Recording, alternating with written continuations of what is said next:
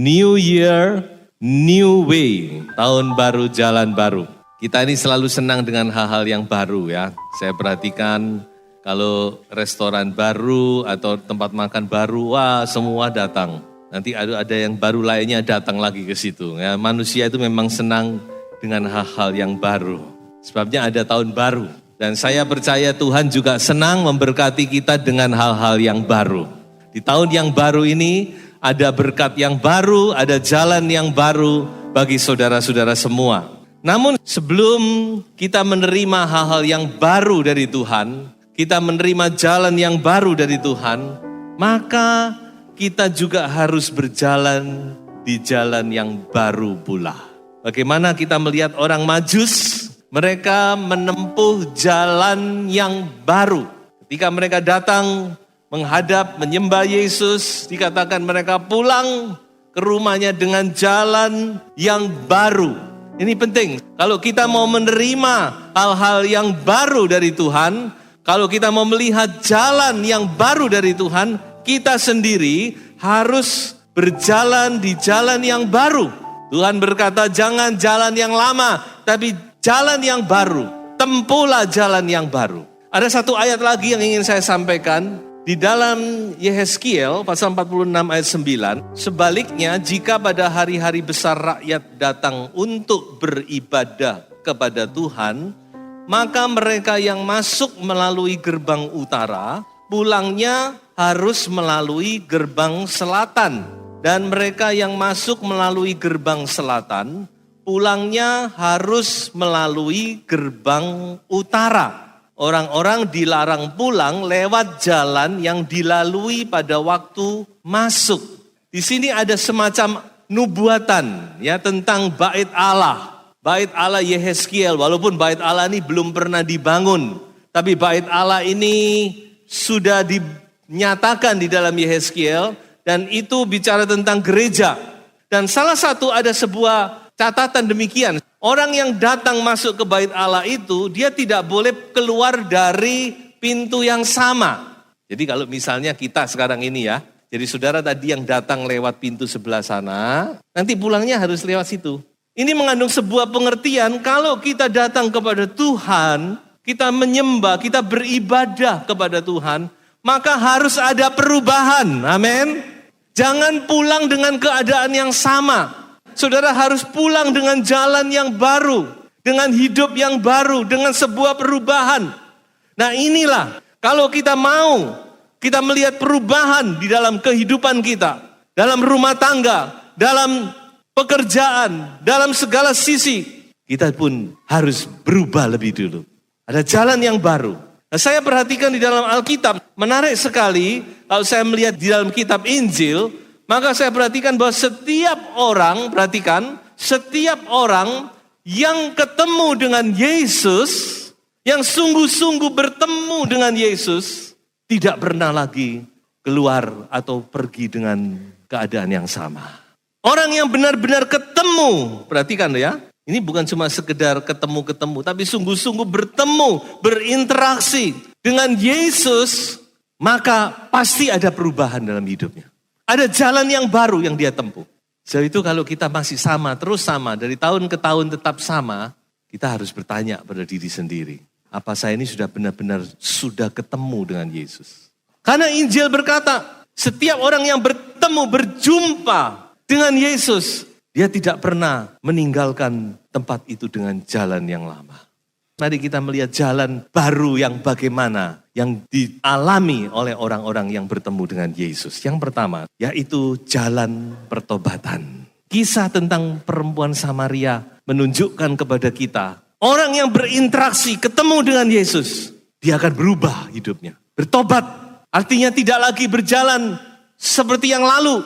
Ada jalan yang baru, itu bertobat. Meninggalkan jalan yang lama. Perempuan ini meninggalkan tempayannya.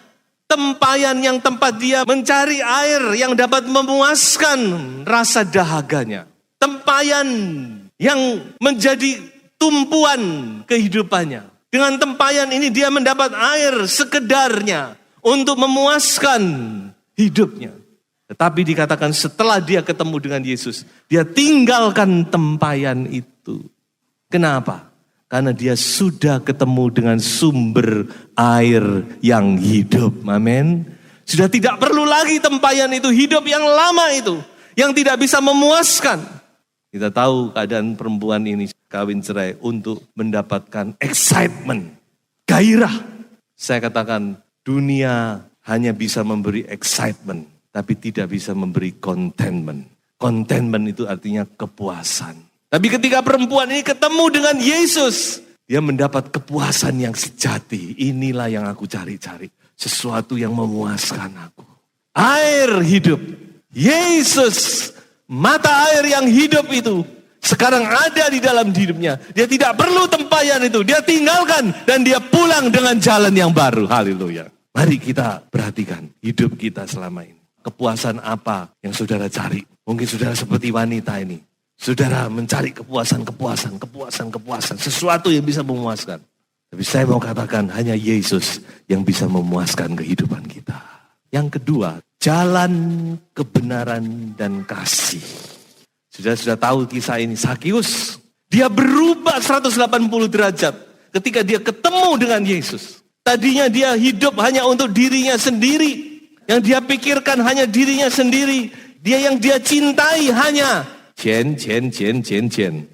Money and money. Itu Sakius. Hidupnya untuk apa? Untuk mengumpulkan harta dengan segala cara. Tetapi kita melihat ketika dia ketemu dengan Yesus. Dia berjumpa secara pribadi dengan Yesus. Dengan otomatis. Semua itu berubah. Paulus berkata, apa yang aku cintai, apa yang aku cari, apa yang menjadi kebanggaan dariku. Sekarang ku anggap sampah. Karena aku mengenal Yesus. Demikian juga dengan Sakius. Memang kita cuma melihat bagaimana dia bertindak. Dia katakan setengah dari milikku kubagikan kepada orang miskin. Dan kalau aku menipu siapapun juga aku ganti 4 kali lipat. Tapi coba saudara lihat ke dalam hatinya. Orang yang bagaimana bisa berbuat demikian saudara. Adalah orang yang tidak memandang bahwa harta kekayaan itu segala-galanya. Benar-benar dia berubah pandangan hidupnya. Sekarang dia berjalan di dalam kebenaran. Dia berjalan dalam kasih. Dia mengasihi orang-orang yang membutuhkan. Dikatakan dia memberikan kepada orang miskin dan seterusnya. Ini adalah jalan yang baru. Memang kita mungkin tidak bisa dan mungkin belum perlu berbuat seperti seradikal Sakius ya. Bahkan saya rasa mungkin belum ada yang bisa seperti Sakius. Karena Sakius otomatis kehilangan minimal 90% dari hartanya. Minimal 90% hartanya habis. Kalau dia konsekuen. Karena dia bilang 50%, 50% aku sumbangkan. Dan kalau aku menipu orang, aku ganti 4 kali lipat. Katakan dia menipu orang 10%. Berarti dia harus ganti 40%. Jadi hartanya tinggal 10%. Jadi mari saudara-saudara ini menjadi perenungan kita. Apa yang menjadi yang terpenting dalam hidupmu? Dalam hidupku, apa yang terpenting? Itu perlu kita renungkan. Apa yang terpenting?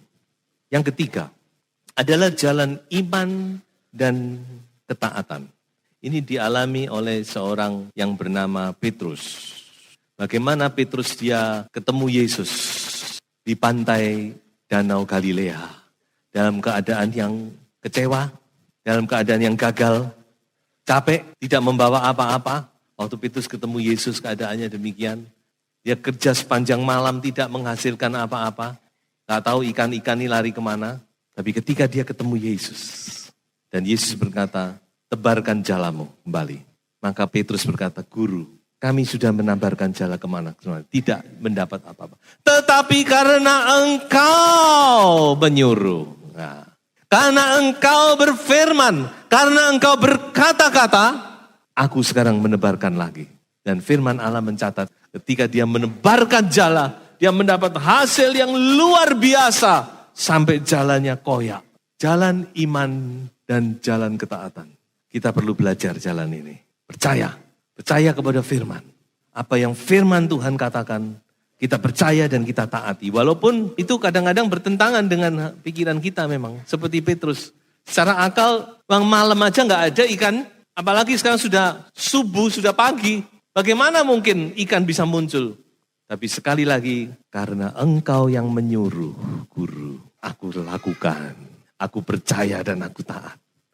Dan Petrus mendapatkan hasil yang berkali-kali lipat ganda. Dan yang keempat, kita ulangi lagi sebelum kita masuk sini. Jalan yang pertama, jalan apa? Pertobatan. Hidup kita harus bertobat, berubah. Jangan terus seperti tahun lalu, tahun-tahun yang silam. Tapi mari kita berubah. Berubah dalam apa? Kedua apa? Jalan apa? Kebenaran dan kasih. Dan ketiga jalan apa? Iman dan ketaatan. Dan yang keempat adalah jalan penyembahan. Apa yang dilakukan oleh Maria di Yohanes 12, itu adalah sebuah tindakan penyembahan, pengagungan. Yang mencurahkan, bukan sekedar mencurahkan minyak narwastu. Dia bukan cuma memecahkan botol daripada minyak narwastu itu. Tetapi dia memecahkan hatinya. Dia mencurahkan kasihnya kepada Yesus. Dan itu bicara tentang penyembahan. Kalau saudara mau tanya kepada saya, apa itu penyembahan? Saya mau katakan satu dengan simpel. Penyembahan itu memberi kepada Yesus. Makanya penyembahan dengan doa itu sedikit berbeda. Walaupun sama-sama sepertinya sama. Sebab kalau doa itu kita minta. Tuhan tolong aku. Tuhan berkati aku. Tuhan sembuhkan aku. Tuhan buka jalan. Itu kita minta. Dan tidak salah. Karena Tuhan berkata mintalah. Hanya akan lebih baik kalau saudara minta bukan hanya perkara-perkara yang bersifat jasmani saja. Karena 90% ke atas permintaan kita ini selalu sifatnya hanya hubungannya dengan kehidupan jasmani kita. Sandang, pangan, papan, dan seterusnya. Adalah lebih baik kalau saudara minta, misalkan saudara minta Tuhan beri aku hati yang mengasihi firman. Lebih baik bukan? Seperti Salomo, berikan kepadaku hati yang penuh hikmat. Tuhan pasti akan lebih senang. Nah itu berdoa. Tapi kalau menyembah itu dari bawah ke atas. Dari manusia kepada Tuhan. Itu memberi kepada Tuhan. Memberi kasih kita. Memberikan hati kita. Memberikan pujian kita. Memberikan pengagungan kita. Memberikan kemuliaan bagi Tuhan. Nah, itu menyembah. Seperti Maria. Menumpahkan minyak yang mahal di hadapan Tuhan. Nah ini sebuah jalan yang baru. Saudara. Ayo di tahun yang baru ini. Kita lebih lagi belajar menyembah Tuhan. Bukan cuma sekedar meminta, dan meminta. Tapi ada waktu-waktu di mana kita hanya memberi kepada Tuhan. Menyembah, mengagungkan, bersekutu dengan roh. Ya, mendekat kepada Tuhan. Menumpahkan air mata di hadapan Tuhan. Inilah menyembahan. Dan ini sebuah jalan yang luar biasa. Yang Tuhan sangat inginkan hargai dalam kehidupan kita.